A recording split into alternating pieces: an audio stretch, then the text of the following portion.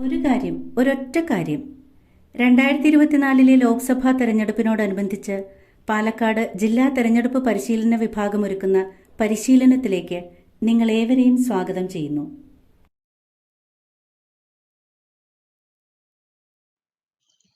ഒരു കാര്യം ഒരൊറ്റ കാര്യത്തിന്റെ 24-ാം അധ്യായം ചർച്ച ചെയ്യുന്നത് പോളിംഗ് സ്റ്റേഷനുകളിലെത്തുന്ന പോളിംഗ് ഉദ്യോഗസ്ഥർക്ക് സാധാരണയായി സംഭവിക്കുന്ന തെറ്റുകൾ എന്തൊക്കെയാണെന്നും അവ എങ്ങനെ പരിഹരിക്കണമെന്നുമുള്ളതാണ്. പോളിംഗ് സമയത്ത് സംഭവിക്കാവുന്ന 24 സാധാരണ തെറ്റുകൾ. പോളിംഗ് ഉദ്യോഗസ്ഥരുടെ ഭാഗത്തു നിന്ന് സാധാരണയായി കൂടുതൽ കാണുന്ന ഒരു തെറ്റ്, മോക്ക് പോളിന് ശേഷം CRC എന്ന സീക്വൻസിൽ മുന്നോട്ട് പോകാതെ സീൽ ചെയ്യുന്നു എന്നുള്ളതാണ്. ഇങ്ങനെ ചെയ്താൽ പിന്നീട് നിങ്ങൾ ടോട്ടൽ ബട്ടൺ പ്രസ് ചെയ്താലോ അല്ലെങ്കിൽ ബാലറ്റ് ബട്ടൺ ട്രിഗർ ചെയ്യുകയോ ചെയ്താൽ അത് ഇൻവാലിഡ് എന്ന ഡിസ്പ്ലേയിൽ കാണിക്കും. ഇത് വരാതിരിക്കുവാൻ പ്രത്യേകം ശ്രദ്ധിക്കണം. മറ്റൊന്നുള്ളത്, മോക്ക് പോൾ സ്ലിപ്പുകൾ വിവിപാറ്റ് ഡ്രോപ്പ് ബോക്സിൽ നിന്ന് മാറ്റാതിരിക്കുന്ന അവസ്ഥയാണ്. ഇത് വരാതിരിക്കുന്നതിനായി മോക്ക് പോൾ ചെയ്ത് അതിന്റെ റിസൾട്ട് ടാലി ചെയ്യാനായി വിവിപാറ്റ് ഡ്രോപ്പ് ബോക്സിൽ നിന്ന് വിവിപാറ്റ് സ്ലിപ്പുകൾ എടുത്ത് എണ്ണി തിട്ടപ്പെടുത്തി കഴിഞ്ഞാൽ വീണ്ടും അത് ഡ്രോപ്പ് ബോക്സിലേക്ക് കൊണ്ടുപോകാതെ അത് നിങ്ങൾക്ക് തന്നിട്ടുള്ള 1/4 എന്ന് രേഖപ്പെടുത്തിയിട്ടുള്ള കറുത്ത കവറിലേക്ക് മാറ്റി വെക്കുക. ഇത് ഒട്ടിച്ച് പിങ്ക് പേപ്പർ സീൽ ഉപയോഗിച്ച് സീൽ ചെയ്തതിന് ശേഷം മാത്രം വിവിപാറ്റ് ഡ്രോപ്പ് ബോക്സ് സീൽ ചെയ്യുവാൻ പ്രത്യേകം ഓർക്കുക. പോളിംഗ് അവസാനിക്കുന്ന സമയത്ത് കൺട്രോൾ യൂണിറ്റിലെ ക്ലോസ് ബട്ടൺ പ്രസ് ചെയ്ത് പോളിംഗ് അവസാനിപ്പിക്കാതെ മെഷീൻ തിരികെ ഏൽപ്പിക്കുന്നു പ്രവണത കണ്ടുവരുന്നുണ്ട്. ഇത് കൗണ്ടിംഗ് ടേബിളിൽ ഗുരുതരമായ പ്രത്യാഘാതങ്ങൾ ഉണ്ടാക്കും. അതുകൊണ്ട് ഇക്കാര്യത്തിൽ പോളിംഗ് ഉദ്യോഗസ്ഥരുടെ ഭാഗത്തു നിന്നുള്ള വീഴ്ച ഉണ്ടാകാതിരിക്കണം. വിവിപാറ്റ് മാത്രം റീപ്ലേസ് ചെയ്യുന്ന അവസരത്തിൽ വീണ്ടും ഒരു മോക്ക് പോൾ ആവശ്യമില്ലാത്തതാണ്. എന്നാൽ പലപ്പോഴും മോക്ക് പോൾ വീണ്ടും ചെയ്ത് ഈ മെഷീനുകൾ പ്രവർത്തന സജ്ജമാക്കുന്ന രീതി പോളിംഗ് ഉദ്യോഗസ്ഥരിൽ കണ്ടുവരുന്നുണ്ട്. ഇതിന്റെ ആവശ്യമില്ല. പോളിംഗിന് ശേഷം 17C റിപ്പോർട്ട് ശരിയായി പൂരിപ്പിക്കാതെ തിരിച്ചേൽപ്പിക്കുന്നതും അതിലെ വിവരങ്ങൾ കൃത്യതയില്ലാത്തതുമാകുന്നത് സാധാരണയായി കണ്ടുവരുന്നു. 17C റിപ്പോർട്ടിൽ 6ാമത്തെ ചോദ്യത്തിനായി നൽകിയ ഉത്തരം 2ാമത്തെ ചോദ്യത്തിൽ നൽകിയ ഉത്തരത്തിൽ നിന്ന് 3ാമത്തേതിന്റെയും 4ാമത്തേതിന്റെയും സംഖ്യ കുറച്ചു കിട്ടുന്നതായിരിക്കണമെന്ന് പ്രത്യേകം ശ്രദ്ധിക്കണം. ഇല്ലെങ്കിൽ തിരികെ ഏൽപ്പിക്കുമ്പോൾ കളക്ഷൻ സെന്ററിൽ അത് ശരിയാക്കി കൊടുക്കുവാൻ വേണ്ടി സമയം അധികം ഉപയോഗിക്കേണ്ടി വരും. വോട്ടർ ടേൺ ഔട്ട് റിപ്പോർട്ടിൽ മെയിൽ, ഫീമെയിൽ, ട്രാൻസ്ജെൻഡർ എന്നിവയുടെ കണക്കുകൾ രേഖപ്പെടുത്തി ഇത് ആകെ നോക്കിയാൽ നിങ്ങൾ രേഖപ്പെടുത്തിയ ടോട്ടൽ കണക്കുമായി ഒത്തുപോകണം. ഇത് പ്രിസൈഡിംഗ് ഓഫീസർ ഡയറിയിലും തുല്യമായിരിക്കണം. പലപ്പോഴും ഇവ രണ്ടും തമ്മിൽ വ്യത്യാസം ഉണ്ടാകുന്നത് കാണുന്നു. EVMO വിവിപാറ്റോ ആവശ്യമില്ലാത്ത സന്ദർഭങ്ങളിൽ റീപ്ലേസ് ചെയ്യുന്ന പ്രവണത പോളിംഗ് ഉദ്യോഗസ്ഥരിൽ കണ്ടുവരുന്നു. ഉദാഹരണത്തിനായി, കണക്ഷനുകൾ ചെക്ക് ചെയ്യാതെ EVM തകരാറിലാണ് എന്ന് കരുതി ഇവ റീപ്ലേസ് ചെയ്യുന്ന, അല്ലെങ്കിൽ കൂടുതൽ റിസ്ക് ഒഴിവാക്കുന്നതിനായി എന്ന് കരുതി EVM റീപ്ലേസ് ചെയ്യുന്ന നടപടി ഉണ്ടാകരുത്. പ്രോട്ടോകോളിൽ പറഞ്ഞിരിക്കുന്ന പ്രകാരം മാത്രം കൃത്യമായ തകരാറുകൾ ഉണ്ടെങ്കിൽ മാത്രം EVM റീപ്ലേസ് ചെയ്യുക. മെഷീനുകളിൽ കൃത്യമായി അഡ്രസ് ടാഗുകൾ പതിപ്പിക്കുന്ന കാര്യത്തിൽ സീൽ ചെയ്യുന്നവിടെയൊക്കെ തന്നെ അഡ്രസ് ടാഗുകൾ പതിപ്പിക്കുമ്പോൾ അത് കൃത്യമായി പൂരിപ്പിച്ച് പതിപ്പിക്കുവാൻ പ്രത്യേകം ശ്രദ്ധിക്കണം. തിരികെ ഏൽപ്പിക്കുമ്പോൾ ക്യാരിയിങ് കേസിൽ കൃത്യമായി പൂരിപ്പിച്ച അഡ്രസ് ടാഗ് ഉണ്ടെങ്കിൽ മാത്രമേ ഈ മെഷീൻ തിരികെ വാങ്ങുകയുള്ളൂ. അതുകൊണ്ട് അക്കാര്യത്തിൽ പോളിംഗ് ഉദ്യോഗസ്ഥരുടെ ശ്രദ്ധ ഉണ്ടാകേണ്ടതുണ്ട്. ഫോം 17 രജിസ്റ്ററിലെ അവസാനത്തെ സീരിയൽ നമ്പറിൽ നിന്ന് റിഫ്യൂസ് ടു വോട്ടും അതുപോലെ തന്നെ പ്രൊസീജിയർ വയലേഷത്തിന് ഡിനൈഡ് ടു വോട്ട് എന്ന് പറയുന്ന രണ്ട് കാര്യങ്ങൾ ഒഴിവാക്കിയാൽ കിട്ടുന്ന സംഖ്യയായിരിക്കണം കൺട്രോൾ യൂണിറ്റിൽ ഉണ്ടാകേണ്ടത്.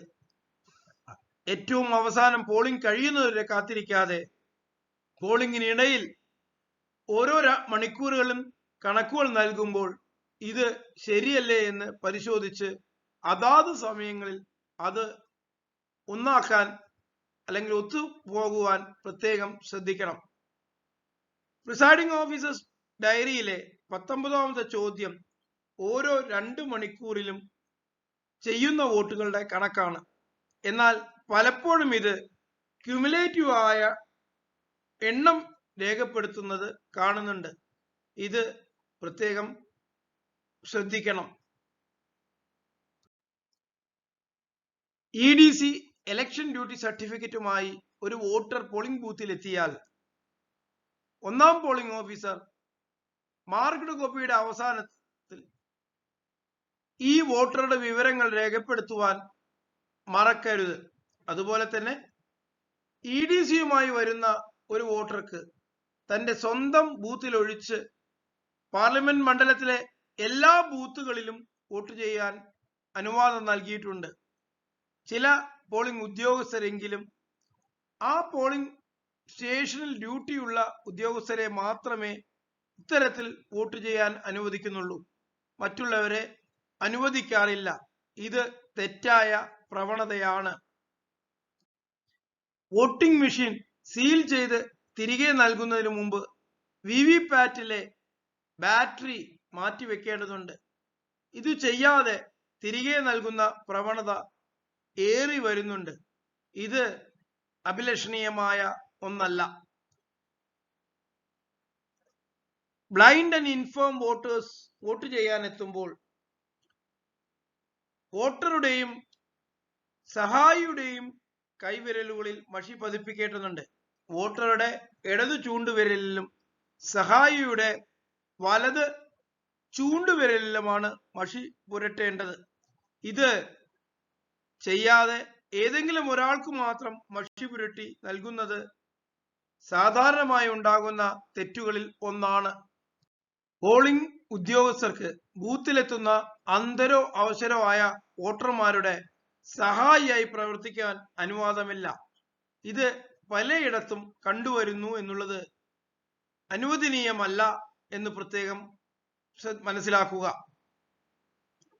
ഒരു പോളിംഗ് ഏജന്റ് വോട്ടറുടെ ഐഡന്റിറ്റിയെ സംബന്ധിച്ച് ചലഞ്ച് രേഖപ്പെടുത്തിയാൽ ചലഞ്ച് ഫീ വാങ്ങി മാത്രമേ മറ്റ് നടപടികളിലേക്ക് പ്രിസൈഡിംഗ് ഓഫീസർ പോകേണ്ടതുള്ളൂ. എന്നാൽ പലപ്പോഴും ഈ കാര്യം ശ്രദ്ധിക്കാതെ തുടർ നടപടികളിലേക്ക് പ്രിസൈഡിംഗ് ഓഫീസർ പോകുന്നത് കാണുന്നുണ്ട്. 2ാം പോളിംഗ് ഓഫീസർ 17A രജിസ്റ്ററിൽ സീരിയൽ നമ്പർ തെറ്റി രേഖപ്പെടുത്തുന്നത് കണ്ടുവരുന്നു. ഈ തെറ്റ് പിന്നീട് കണ്ടുപിടിക്കുമ്പോൾ തിരുത്തൽ വെട്ടി രേഖപ്പെടുത്തുന്നതും ഉണ്ടാകുന്നുണ്ട്. ഇത് രണ്ടും അനുവദിച്ചിട്ടില്ല എന്ന് പോളിംഗ് ഉദ്യോഗസ്ഥർ മനസ്സിലാക്കി ഈ തെറ്റ് വരാതിരിക്കാൻ ഒരു പ്രത്യേക ശ്രദ്ധ ഉണ്ടാകേണ്ടതുണ്ട്. പ്രിസൈഡിംഗ് ഓഫീസർ ഒരു വോട്ടറുടെ വയസ്സ് 18 ആയില്ല എന്ന് ബോധ്യപ്പെട്ടാൽ വോട്ട് ചെയ്യാൻ അനുവദിക്കാതിരിക്കുന്നത് ശരിയല്ല. വോട്ടറുടെ വയസ്സ് സംബന്ധിച്ച് തീരുമാനമെടുക്കേണ്ടത് ഇലക്ട്രൽ രജിസ്ട്രേഷൻ ഓഫീസറാണ്. ഇലക്ട്രൽ രജിസ്ട്രേഷൻ ഓഫീസർ എടുത്ത തീരുമാനത്തിന്റെ അടിസ്ഥാനത്തിലാണ് വോട്ടർ പട്ടികയിൽ പേര് വന്നിട്ടുള്ളത്. അത് അങ്ങനെ പേര് വന്നിട്ടുള്ള ഒരു വോട്ടറെ വോട്ട് ചെയ്യാൻ അനുവദിക്കാതിരിക്കാൻ പ്രിസൈഡിംഗ് ഓഫീസർക്കാവില്ല. പ്രിസൈഡിംഗ് ഓഫീസർ ഡിക്ലറേഷൻ വാങ്ങി അവരെ വോട്ട് ചെയ്യാൻ അനുവദിക്കുകയാണ് വേണ്ടത്. ടെൻഡേർഡ് വോട്ടുകൾ വരുന്ന അവസരത്തിൽ രജിസ്റ്റർ ഓഫ് വോട്ടേഴ്സ് 17A ഈ വോട്ടിന്റെ വിവരങ്ങൾ രേഖപ്പെടുത്തേണ്ട ആവശ്യമില്ല. അത് ഒരിക്കലും രേഖപ്പെടുത്താതിരിക്കാൻ, ഈ തെറ്റ് വരാതിരിക്കാൻ പോളിംഗ് ഉദ്യോഗസ്ഥർ ശ്രദ്ധിക്കണം. പോളിംഗ് ഏജന്റുമാരുടെ ഒപ്പ് വിവിധ ഫോറങ്ങളിൽ വിവിധ സന്ദർഭങ്ങളിൽ രേഖപ്പെടുത്തി സൂക്ഷിക്കുവാൻ പ്രിസൈഡിംഗ് ഓഫീസർ ശ്രദ്ധിക്കേണ്ടതുണ്ട്. പലപ്പോഴും പലയിടത്തും അതാത് സമയങ്ങളിൽ ആ ഒപ്പ് രേഖപ്പെടുത്താതെ, ഒപ്പുകൾ കൃത്യമായി രേഖപ്പെടുത്താതെ ഫോമുകൾ തിരികെ ഏൽപ്പിക്കുന്ന പ്രവണത കണ്ടുവരുന്നു. ഇത് ഒഴിവാക്കണം.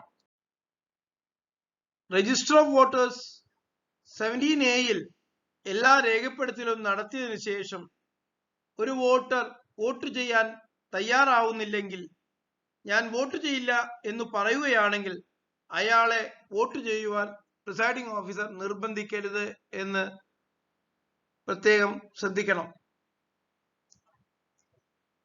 ചില പ്രിസൈഡിംഗ് ഓഫീസർമാരെങ്കിലും അറിയാത്തതുകൊണ്ട് ഈ പോളിംഗ് ഏജന്റുമാരായി ബൂത്തിലിരിക്കുന്നവർ കയ്യിൽ അവരുടെ അനുവദിക്കപ്പെട്ട ഇലക്ടറൽ റോൾ സൂക്ഷിക്കുവാൻ അനുവദിക്കാറില്ല. എന്നാൽ ഇത് തെറ്റായ കാര്യമാണെന്ന് ഓർമ്മിക്കുക. സീൽ ചെയ്യുന്നതിന് ഉപയോഗിക്കുന്ന green paper seal, pink paper seal, special tag എന്നിവയിൽ പ്രിസൈഡിംഗ് ഓഫീസറുടെയും പോളിംഗ് ഏജന്റുമാരുടെയും ഒപ്പ് വേണ്ടതാണ്. എന്നാൽ പലപ്പോഴും ഇതില്ലാതെ മെഷീനുകൾ തിരിച്ചേൽപ്പിക്കപ്പെടുന്നുണ്ട്. ഇത് ഒഴിവാക്കേണ്ടതുണ്ട്. പോളിംഗ് ഏജന്റുമാരും പോളിംഗ് ഉദ്യോഗസ്ഥരും പോളിംഗ് സ്റ്റേഷനകത്ത് അനാവശ്യമായി സഞ്ചരിച്ച് വോട്ടർമാരുടെ സുഗമമായ സഞ്ചാരത്തെ തടസ്സപ്പെടുത്തുന്നത് ശരിയല്ല.